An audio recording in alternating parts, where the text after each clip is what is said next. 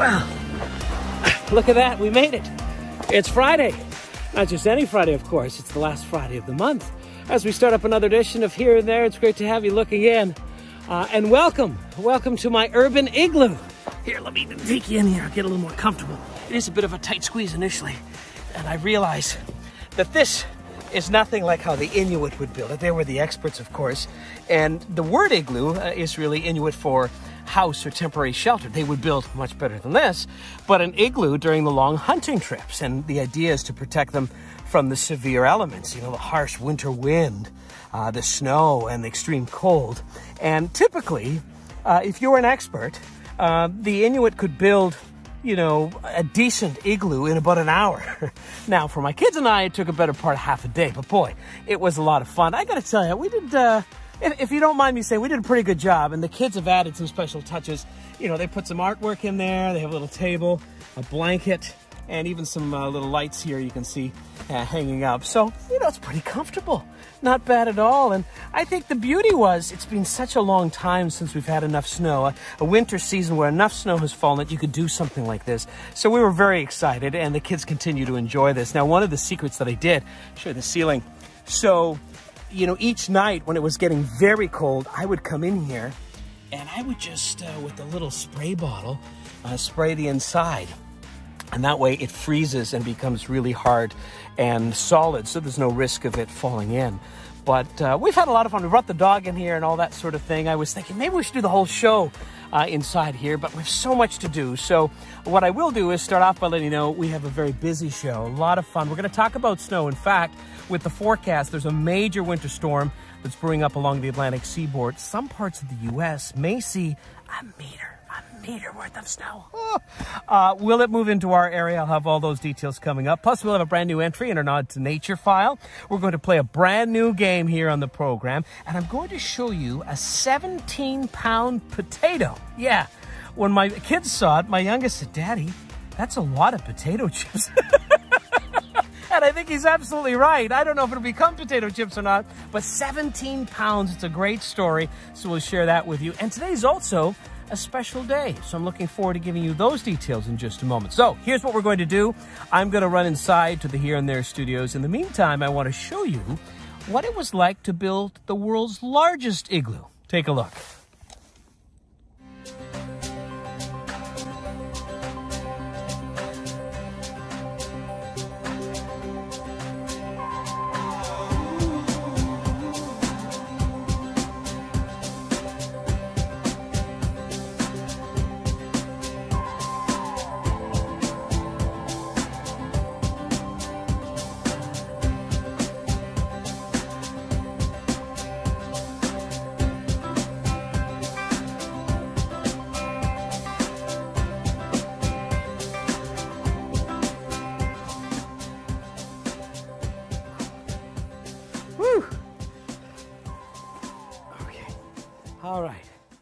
All right, I don't need this anymore. How are you? You know, I won't get a creak in my neck in that igloo, though, that's for sure, because it's like 11 meters tall. Wow, talk about an endeavor. Puts my little igloo to shame, doesn't it? But we had a lot of fun with it. And by the way, that igloo that they built in Zermatt, Switzerland, which set a record, kicked out a Canadian entry that held it for several years out of Grand Falls, New Brunswick. But the one in New Brunswick was only about 5 meters tall, so it was double the size. But I thought it was pretty cool. I got a bit of a shiver. Now it's inside. Things are looking good. So nice to have you along here as we start up on Friday. Yay, it's good to have you. Boy, lots of people joining us. We want to say hello to Miranda, Barbara, also Wendy from Mississauga. Connie, yay, you are here. Connie said, if I remember, I will be there. And yes, you remembered. I had faith in you. Donna is saying good day from Thorold. Also, Zaner is saying hello, everyone. Very chilly today. Sarah's joining us. Hey, Sarah. Happy Friday. Glenn is saying hello. Cindy says it's crunchy out there. Yes, that's a good word to describe it. Very crunchy. Christopher says, OMG, freezing out there. Yeah, it is cold. It is very cold, and it's only going to get worse. Carol says, you rock. Well, that's kind of you. And Barbara says, very cool. Sarah says, hello. Cheryl says, must be cold in there. You know what? It's better than I thought, actually. And you can see how, you know, the Inuit would use it, because it would really be a temporary shelter, but would make a world of difference. Also, Terry's joining us from Southern California. Well, great to have you, Terry. Thank you for looking in. We appreciate that. And I can only imagine, I'm going to say right now, maybe 23, 24 on the Celsius side where you are, but good to have you here. And Wendy says, I need your mitts jacket to match your hat. Yeah, no kidding. And Cheryl says, put some gloves on. Well, you know, the thing is, when I was moving around with the equipment, it made it a little difficult, so I decided to go without it. And Sarah adds, nicely done. I bet the kids love it. Yeah, they still do. Anyway, we've got a great show coming up for you. So good to have you join us here as we put all the troubles of the past week behind and just share a few laughs, have some fun. I mentioned today is a special day. It is officially International Lego Day. Yes, it was on this day 64 years ago, January the 28th, 1958 at 1:58 p.m. that the official patent was submitted for Lego. It was Gottfred Kirk Christensen. Gottfred Kirk Christensen. He submitted the patent. His father actually owned a company, a toy-making company. They made wooden toys back then.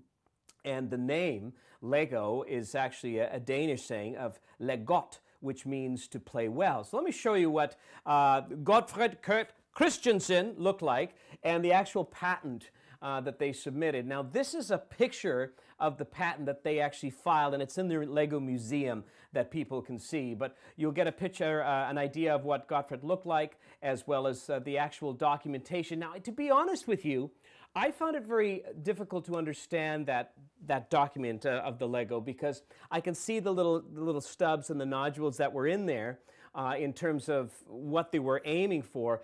But I don't know if I'm looking at it from underneath. I'm looking as a side profile, but it's there, to say the least, and that's what they officially, basically registered. And the thing is, his father, Gottfred and his father said, we need to create a toy system. So what happened was, they said they were making wooden blocks, but we need something so they connect. And that's how they came with this interlocking stud sort of idea.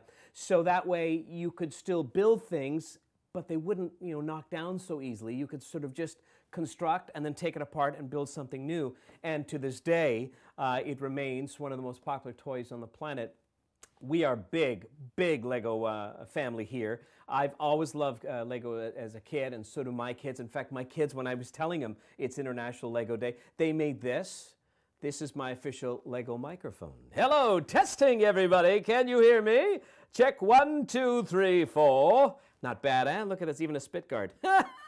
My kid, oh, I broke it. Oh no, my kids know that I spit. So they attached this little movable guard, which I thought was very cool. And then also previously they made this frame for me for Father's Day, which I thought was very cool. So we are a Lego family. And it's interesting because the actual little nodules, the little studs on the Lego, obviously it's about precision. So no matter what box you get, everything's going to, lock in. Apparently, it is so accurate, it's within 2,000th of a millimeter, these little nodules, if you will. So the reject status, in terms of the millions that they make, out of every 1 million, there may be about 18 bricks that go into the reject box. That's pretty precise. I was very impressed. And on average, they say there are about 80 Lego bricks per human being. So every person on Earth, there's about 80 blocks, in terms of the numbers that are made.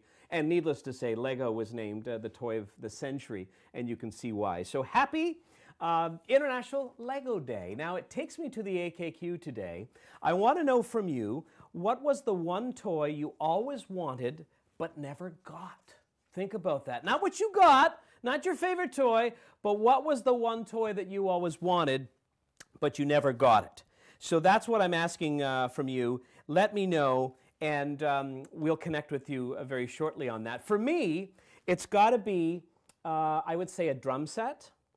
And I'm not talking about, it's not technically a toy, but I'm not talking about a professional one. You know the one you see in the Sears catalog back in the day, right? So it would be a toy drum set. Another thing would be a pinball machine. Always wanted a pinball machine. Never got it. Let me ask Jason, who's a technical producer of the program. I got him in my ear. So Jason, what would be the one toy that you always wanted but you never got? the G.I. Joe USS flag. So is it a flag or it? Wow. Well, I'm really surprised. I would have thought if anybody collected G.I. Joe, it would be you and you'd have it all, Jason. But of course, back in the day, I mean, it's all relative on the price of toys, right? I bet you it was a big ticket item. So that's interesting. Oh, Jason's telling me it was about 140 bucks. Yeah, needless to say, that's why you didn't get it. And I think that's why I didn't get the drum set, you know, because it was about 125 bucks thereabouts, right? So that's interesting. Barb says, hey, I love Fridays at 1 p.m. And Laura adds 1 meter. That's a lot of snow. Yeah, we're going to talk about that storm that's happening in the U.S. And also, Linda says, nice igloo. So does Gloria. Tammy wishes everybody a happy Friday. And Bonnie is joining us from Etobicoke. CE Snowflake is joining us. Yay, it's good to have you here as well. Luella is joining in from Brantford. Giselle is saying hello from Burlington. And she says, I need a hot toddy. You know, that could be a theme show. Giselle, maybe we should work that in there. That would be great. So we're going to continue to connect with you throughout the program, but that's the AKQ for today. What was the one toy that you always wanted, but you never got? All right? Let's get into this. You know, we're talking, you know, the reason why we're inside right now is because, of course, the COVID numbers continue to be, you know, increasing.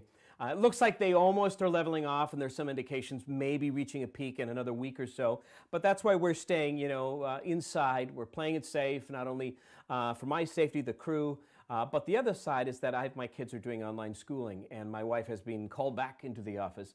So I'm watching them as well, and everything is just working well, and we're hoping to get out, though, as soon as we can. But I mention this because, of course, there's been a lot of challenges, you know, over the last 2 years. Sadly, it's affected the economy. There's people that are losing their work. There's one guy here who is thinking outside the box, and his name is Thane Milhone, and he has become, he believes, the world's only underwater pizza delivery guy. Take a look at this picture here, and I'll set it up, the fact that he works now at this underwater lodge in Florida. Apparently it's part old submarine, and they've built onto it so you can stay here, right? And he was originally actually a dive instructor years prior, and then he became a local sports reporter in Hawaii, and then he lost his job. So he was looking up some of the want ads and saw this and said, hey, I'm your guy. You know, I've got this idea. So he literally will bring the pizza underwater, and he pops up into your little, I'll say, suite, room, whatever you want to call it, inside the submarine, and he delivers your pizza. And I don't know what his tips would be like, but I thought, that's a pretty cool gig. You know, of course, for those who live in there, or I should say are staying in there, there's no doorbell. So you know, I don't know, do you sort of put your hand up like a shark fin and say, I'm coming up, you know, one of these things? But there he is, like Flipper, bringing your pizza in a self-contained box. So I thought that was kind of cool. You know, people being very creative and ingenious on, you know, how they can fill a void and, you know, working. And now he's becoming a viral sensation because he is the underwater pizza delivery guy. Another story I wanted to talk about, you know, gardening is, of course, many months away for us. Who loves gardening? I'm a big garden fan. My wife and I, we could spend, you know, all summer getting our hands dirty. We really just enjoy it. And it'll be several months before we get to do it. But down in the southern hemisphere, and we're talking way down south, you know, Australia and New Zealand, they're in summertime. And take a look at what one couple dug up in their garden. This is a super spud like no other. It could be the biggest potato in the world. So take a look at this picture. The couple, I should say, named it Doug because they dug it up from the ground. And they have said that it weighs 17 pounds. A 17-pound potato. And the previous record set back in 2011 was 10 pounds. So this is almost double, which is really quite something. But get this, before they get to claim the title, the gang at Guinness, that's the World Records people, they said, you know what, that's nice, we appreciate the picture, but we got to do a DNA test. They got to test to make sure it's a potato. So they're going to submit a small sample to some lab out in Scotland, apparently. and they're going to verify if it is the DNA of a potato, and then they can get the title. Now, I don't know what else it would be, maybe possibly a type of gourd. Of course, if it was in Chernobyl, they'd be like, yeah, that makes sense. It's, you know, sitting next to the 52-foot corn. But I found it really interesting. They're not going to just take, you know, face value for the photo. They said, we got to do a DNA test. So we'll follow that story. But a 17-pound potato, and I mean, that is a lot of potato chips, as my son said. So pretty cool stuff. It's amazing what grows in the garden, right? You put a little love in it, sprinkle some sunshine, some water, and away you go. Anyway, we're going to get set to play a brand new game, as I mentioned, also the nod to nature. Before that, though, I want to get into the forecast. And let's take a look here, because we're going to start off by letting you know that the weather is brought to you by the Big Blue Marble Podcast. Listen along as I feature undeniable stories of our changing planet and the amazing people trying to save it. And, you know, we've just started a brand new season, by the way, and there is a brand new episode that's now available, and you can check it out. We uncover the impacts of using our clothes dryers. New research is suggesting that hundreds of millions of fibers released into the atmosphere from our dryer vents. And this is not only affecting our environment, but also our health. So you can download that episode at www.bigbluemarble.earth on your favorite podcast player, and also at anwarknight.com. Sarah says, as a little child, I wanted anything that my older sister got, being this younger sibling. Isn't that the truth? You know, you talk about hand-me-downs. Sometimes you get the outfits. Sometimes you get the toys, too, right? I know even in our home, some of the books that were geared to a certain age, and then we start to move it over to my youngest one. And yeah, Laura has pointed out that if you get a little stutter on the feed, and just hit refresh and everything pops back up. We're going to have to try to work on that. I'm not sure what happened there, but generally speaking, everything is, all systems are a go. And Rico said, let's all go wash our cars. Not, yeah. Today would not be a good day to wash your car. Sometimes it's tempting with the sunshine, but then you can't get in. Everything locks up. So that's something that you want to remember there. Oh, sorry about the echo on the buffer, guys. I apologize on that. But anyway, let's move on. You guys want to play a game, and then we're going to get into our nod to nature.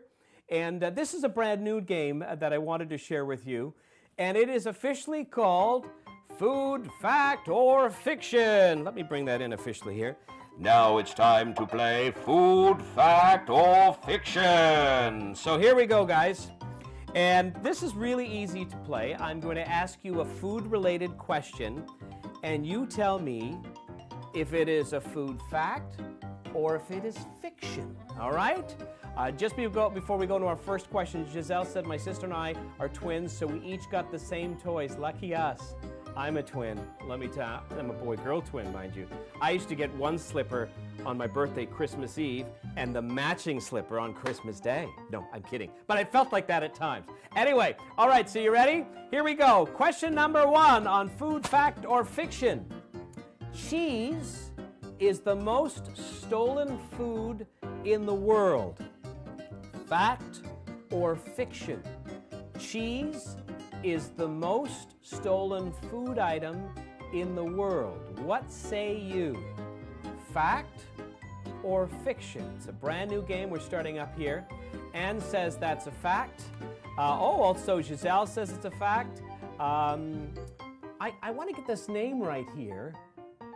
Hang on, bear with me. It went so quick. Everybody's saying fact, fact, fact, fact. Oh, yeah, Rico, you're supposed to say fact, not true, but I got your point. But I want to make sure I'm pronouncing this. Let me go back here. I beg your pardon. Everybody's saying back. Is it MTJ O'Neill? How do I pronounce that? And hi from PEC. Is that Prince Edward County? I want to know that. That's great, though. Everybody. Oh, Helen says fiction. Cindy says fiction. Jack says fiction. Barbara says fact. Joyce says fact. Anne says fiction. Then we have Linda says fact. Star says fact. Rose says fact. Nancy says fact. Ron Carter says that is a cheese fact. And the actual answer, Zahner says fiction. It is a fact. Absolutely correct. Apparently about 4% of all cheese made around the globe ends up stolen. What? How are they doing this? Apparently there is a black market for cheese, and some experts estimate that 90 million tons of cheese a year ends up in the hands of cheese thieves. Wow, you got to cover your Gouda and your cheddar. I mean, and your Roquefort. Like, isn't that crazy? So yes, cheese is the most stolen food in the world. All right, question number 2 on food fact or fiction. Salt and pepper are the 2 most popular spices in the world. Fact or fiction? So here we go, question number 2, and if you can, put number 2 in it so I know you're responding to that. Sarah, I'm assuming now you guys are doing number 2, and you're saying fact, fact, fact. Narita's saying fact. Linda's saying fact. Tammy says fact. Giselle says fact. Cindy says fiction. C.E. Snowflake says fiction. So does Kathy. Connie says number 2 is a food fact. Leslie says it's a fact. Helen says it's fiction. Miranda says fiction. And again, the question is, salt and pepper, the 2 most popular spices in the world. And the answer is, but we have a good balance. Kathy adds a cheese truck was stolen in the last few years. Do you know something that we don't know? Do you have a big load of crackers in your home? So we have a number of people saying that they believe number 2 is fact, and it is actually, it's fiction. It is fiction. Because salt is not a spice, it's a mineral. And the actual answer is pepper and mustard are the 2 most popular spices in the world. Pepper and mustard. So it is fiction. By the way, if you're enjoying the program, I encourage you to send the parade of hearts and, of course, the thumbs up. And make sure you share at the end of the program. Let's get to question number 3. Question number 3. When ketchup was originally invented, it was made from love apples. When ketchup was originally invented, it was made from love apples. Put number 3 next to your answer. Put number 3 next to your answer. All right, and I'll get to you in half a sec. Beg your pardon, very dry in here. So when ketchup was originally invented, it was made from love apples. Question number 3. Looking for answers on that. C.E. Snowflake says it's a fact. Connie, Leslie says 3, it's a fact. Tammy says it's fiction. Giselle says fiction. Cindy says it's a fact. Ron Carter says, crazy enough to be a fact. Well, that's interesting. Helen says wild enough to be a fact. Sarah says fiction. Barbara says fiction. And Tammy says, what's a love apple? Miranda says fact. Terry says fiction. Faith says fiction. Anne says fiction. Nancy says fiction. And Jack says fact. And the actual answer, when ketchup was originally invented, it was made from love apples, is a fact. Yes. James Meese, a Philadelphia scientist, that's what he referred and called tomatoes. He called them love apples when he created this campaign on his first batch of ketchup. Some actually regarded it, in the early years, and this dates back to 1812, as an aphrodisiac ketchup was. I don't know. And then, of course, Heinz picked it all up 60 years later. And then they added things like vinegar and brown sugar because, James Meese's batch, it would go rancid. It wouldn't last long, right? But he called them love apples. In fact, the poster that he created, I should have brought that up actually, shows, what he calls tomatoes love apples. So, yes, that is an actual fact. And I don't know if you'd be able to go anywhere and say, do you have any love apples? They may want to slap you. Hey, can I grab your love apples? Who knows? Okay, question number 4. This is our last question before we get into the nod to nature on food fact or fiction. Hot chocolate tastes better in an orange cup. Fact or fiction? Again, put number 4 on your answer. Hot chocolate tastes better out of an orange cup. Fact or fiction? Please put number 4 so we know this is the one that you're responding to. And Rico says, do the love apples grow to be the same size as the 17-pound potato? I don't think so. So Terry says fiction. Sarah says fact. Miranda says fiction. Shirley says fiction. And Tammy says fiction. Nancy as well. At least not mine, she adds. No orange cup likers there. Wendy says fiction. So does Joyce. Rico says fiction. Again, the question is, hot chocolate tastes better in an orange cup. Fact or fiction? And Anne says fiction. Susan Butt, hello Susan, how are you? Says fiction. Sarah also says fiction. It would have to be in a red cup. And also Anne says fiction. Tammy says grandma also says fiction. Cheryl says fiction. Christopher says fact. And Christine says fiction. Hot chocolate tastes good no matter what color the cup. Well, the actual answer is fact.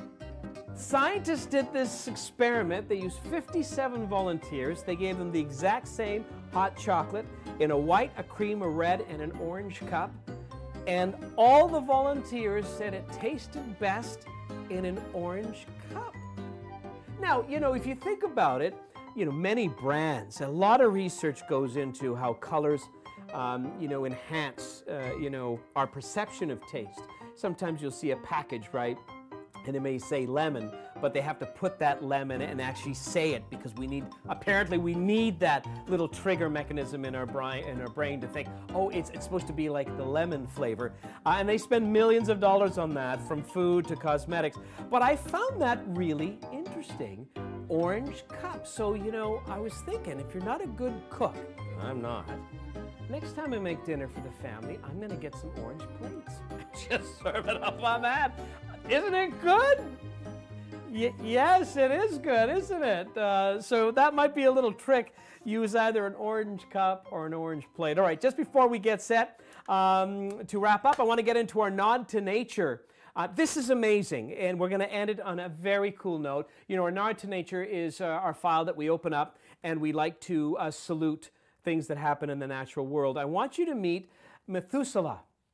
Now, Methuselah is the oldest living aquarium fish in the world, and this is very cool because she lives in an aquarium in California and is about 90 years old. And what makes her so amazing is that she is an Australian lungfish, and they are considered the evolutionary link between fish and amphibians. So this particular species of fish has both lungs and gills.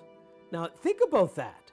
So they think that is sort of the cross between, which I just thought was absolutely amazing. Apparently she loves eating fresh figs, belly rubs, and she arrived here in California in 1938, and they believe at the time she was at least 5, maybe as much as 7 years old at the time. But isn't that something? They have lungs and gills, and they are, of course, a protected species. But it's just amazing. Like, this could be, you know, when you go from amphibians and fish, the link in between, you've got this species that still exists, and this one already 90 years. There was an older one in Chicago in an aquarium that lived up to 95, and it has since passed. So this is likely the oldest one in the world. And, you know, there are still some, there's like 6 species in all in the world. These are protected in Australia. You'll likely never see another one in an aquarium unless they feel that it's dying off and they want to preserve it. But I thought it was very cool. So, wow, boy, time really goes quick. Look at that, we're already at 1/2 past. Listen, before we wrap up, my friends, I just want to let you know, about supporting this program. I really appreciate it. And, you know, over the last couple of days, I now do Anwar's weather on the page as well. And there were some comments about one of the maps. And I think it's important that I put it out there. I would love to use as much and vivid, accurate maps as I can, in particular that show Canada. But there are limited resources on what is being produced that I can use for free. Because I can't just grab any, graphic. There's a copyright infringement. So I'm utilizing accurate maps. They come from America because they paint much better graphics to tell the story. Environment Canada, unfortunately, just doesn't put those out. Otherwise, I could use them. They use actual forecast models, and you just couldn't use that. And you have to also understand, when I ask for your hearts and your likes and your shares and your follows, I don't make any money on any of the stuff that we put together here. This is something I've been doing out of love, out of being able to connect with people and to provide a service. Ultimately, the goal is to get some sponsorship. This actually costs me money. When you look at the staffing and you look at the resources to get the signals going, it's quite a payment each month, equivalent to about a mortgage payment.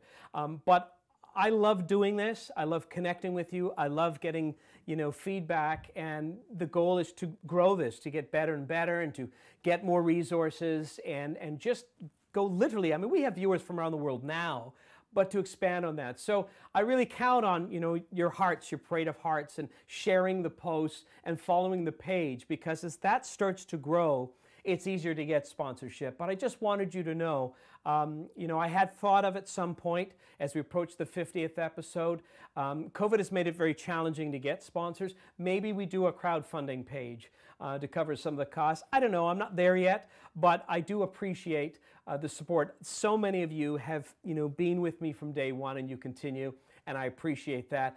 You also retweet and share my posts on Instagram. Forsyth Farms today retweeted my promo on this show, so I appreciate everybody at Forsyth Farms. And, this is just a special moment. There's nothing like this out there right now. We're literally the first in the country, if not North America. We're doing something really different where we get to connect, tell stories, and I can't wait to get outside again and celebrate nature, people, places, community, and we do it all together. So on that note, I want to say thank you. Thank you for supporting what I do. Thank you for your company and making me smile. I hope I did the same for you today. Have yourself a safe and happy weekend, and I look forward to your company again next week. Take care, everybody. See you later. Bye-bye.